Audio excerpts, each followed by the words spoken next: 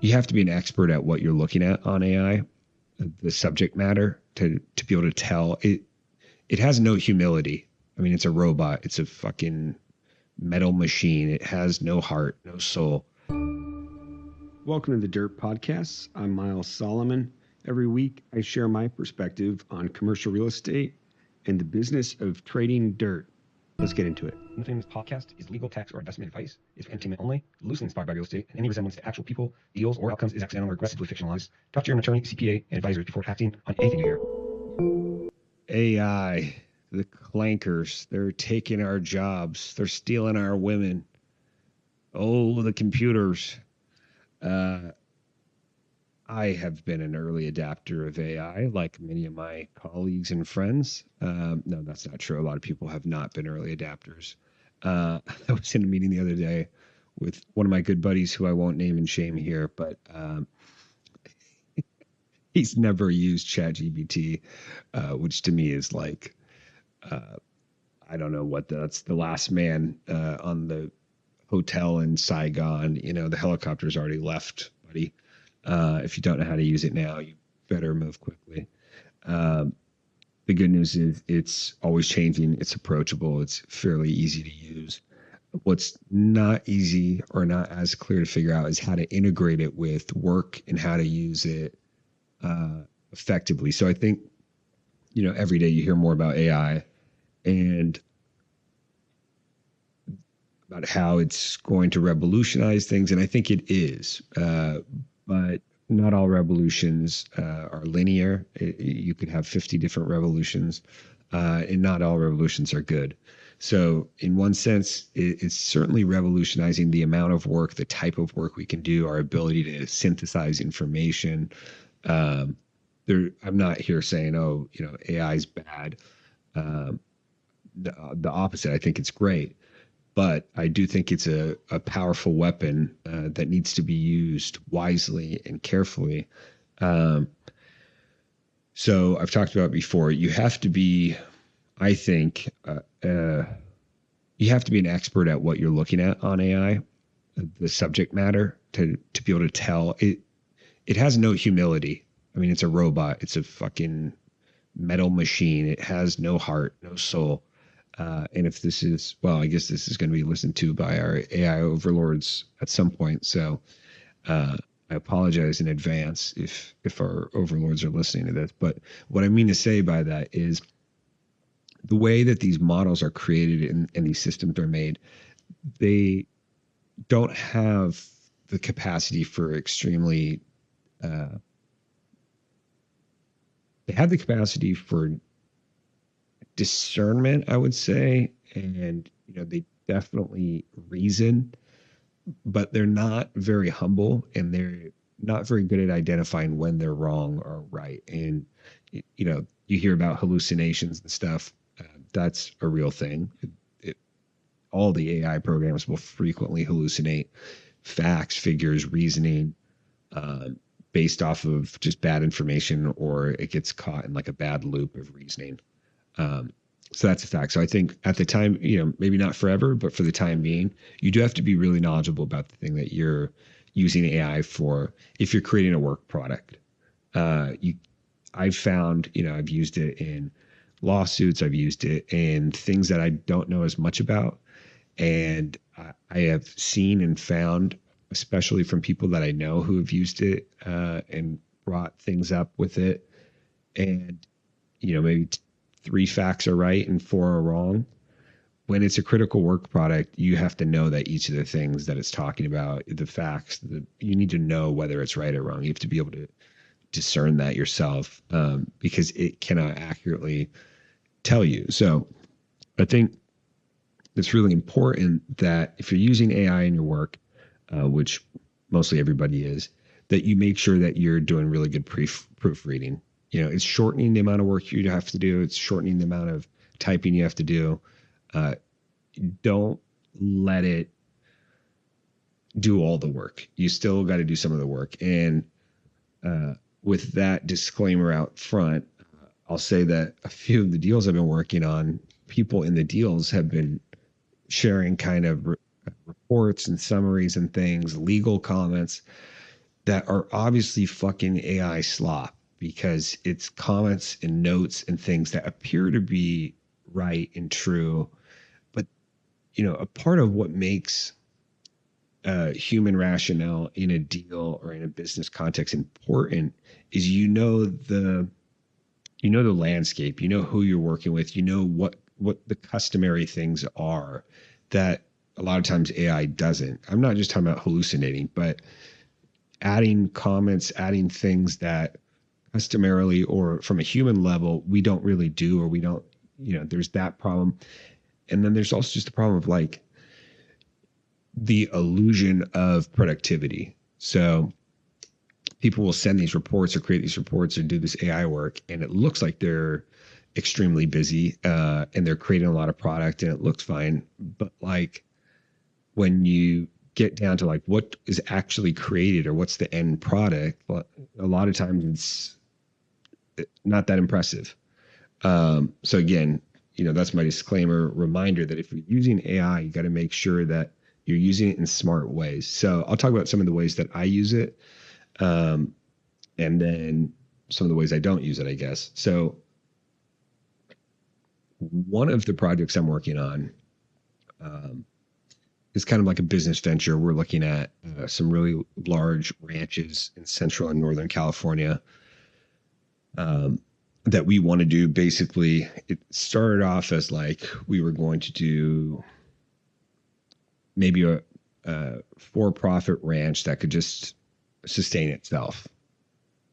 And so I did, what I mean by that is it'd be basically what I wanted to create was a dude ranch that me and a bunch of friends that I have can go to the ranch. We're all members, and we can go and we can ride horses, shoot guns, hunt, stay in cabins and live there. And it's self-sustainable in the sense that we can pay for the maintenance and upkeep and, for a full-time husband, wife, whatever, to work there and keep everything going. That was version 1.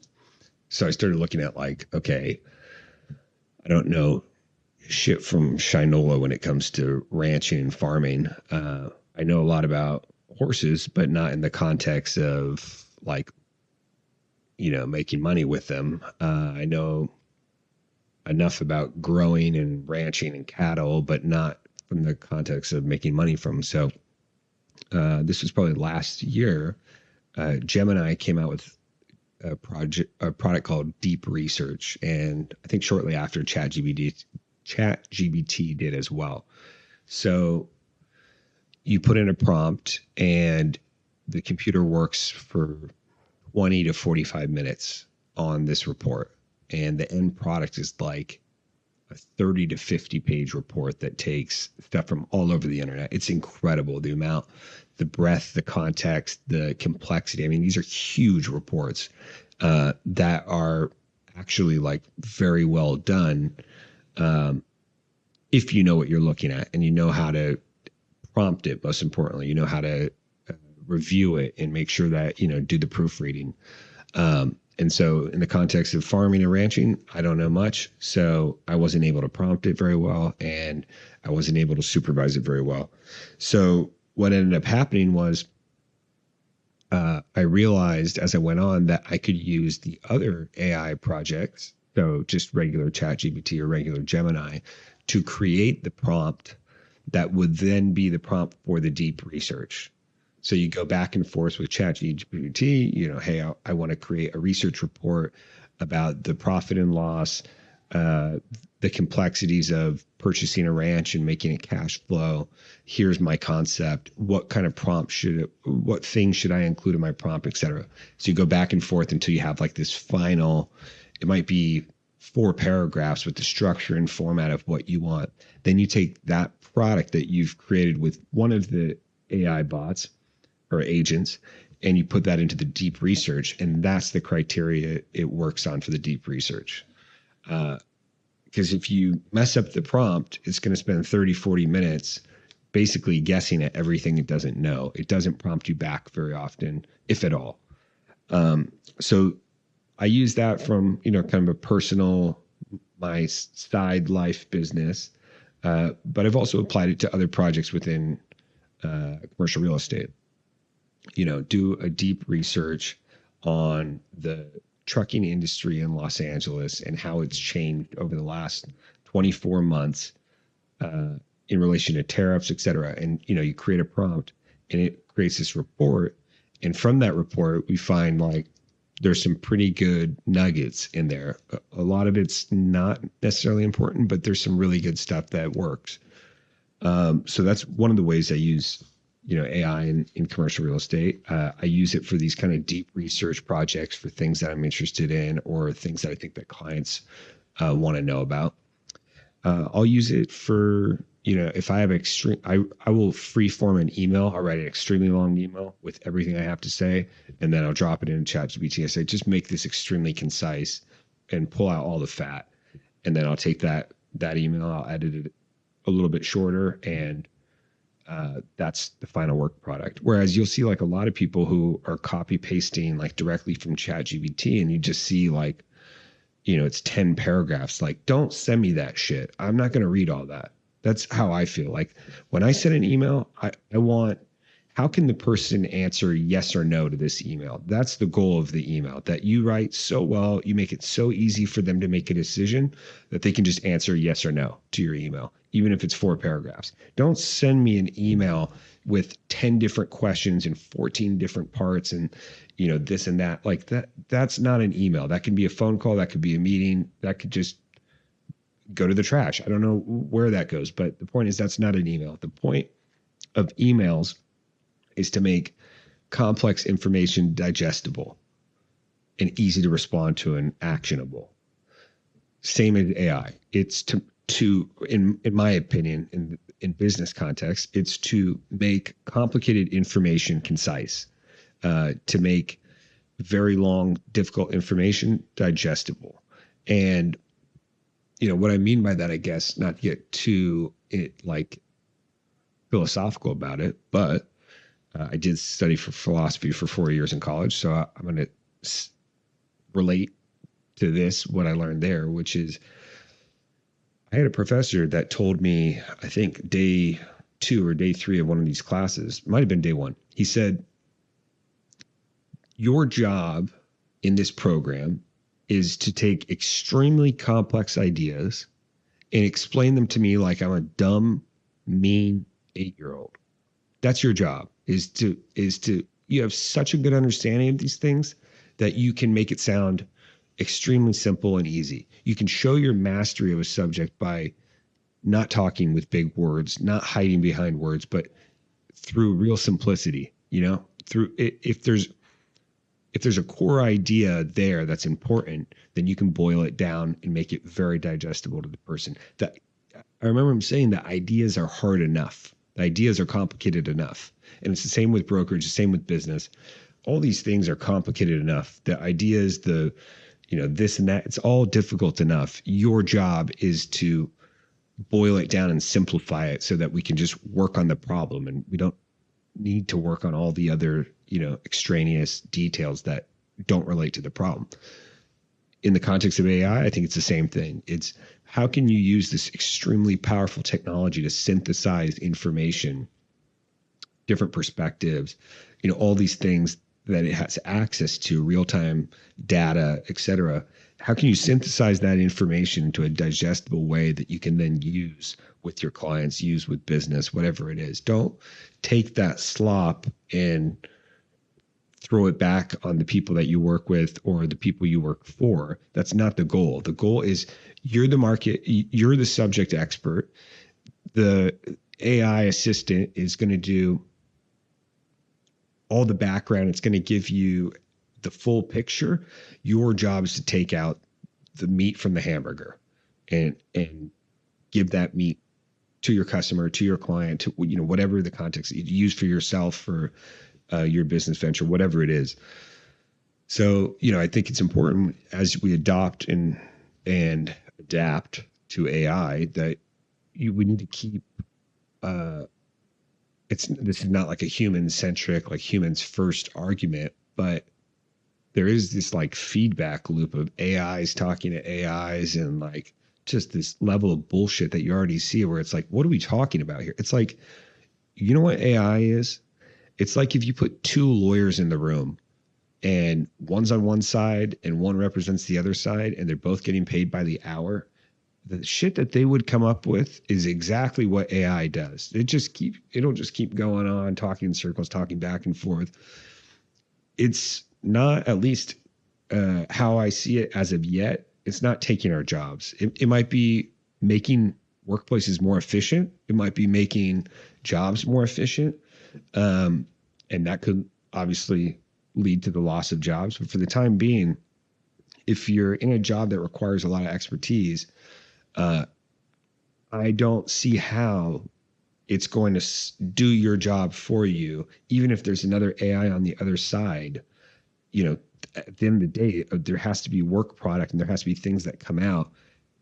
I could be completely wrong and I could be out of a job in 10 years. Who knows? Then I'll be listening to this podcast laughing about how wrong it was. But for the time being, how I see it is the mastery of the tool, of the technology, is our expertise and how you harness it. It's like Avatar, The Last Airbender. You need to be able to take the Force. No, it's that Star Wars. Any case, you need to be able to take the magic of this thing and direct it, because it doesn't know it doesn't know where the meat is in the hamburger. It doesn't, at least not yet. So for the time being, using it for deep research projects, especially for things that you don't know about, I think it's a great teacher in that sense. Using it to boil down information, boil down reports, using it as kind of a companion for, like a replacement for Google. That's obviously to answer questions, things like that. Simple stuff, information searching. And then as a more deep search engine that provides a bunch of links and pulls out it synthesizes the important information from different websites and then gives you the summary of that information with a link to the website that you can go to. I use it like that a lot. And lastly, I think the way that we can use it really is to organize and structure our thoughts, our ideas, our projects. You can use it to, if you have a 20 paragraph thing about how you're trying to figure out how to make this deal work and, all these complexities of it, you can take the AI and you can plug all that information into it and make it concise. But one of the very cool parts of this whole technology revolution that we're going through right now is people are using it for all different types of things. Those are some of the ways that I use it in business context. I've tried other things and I didn't find really repeatable result that I found important. I know our corporate is constantly trying to think of ways that they can deploy it, and it's a lot to do with system processes and the way that we generate work product and how they can use AI to make that faster, easier, cheaper, simpler. But I'm curious how other people are using it as well.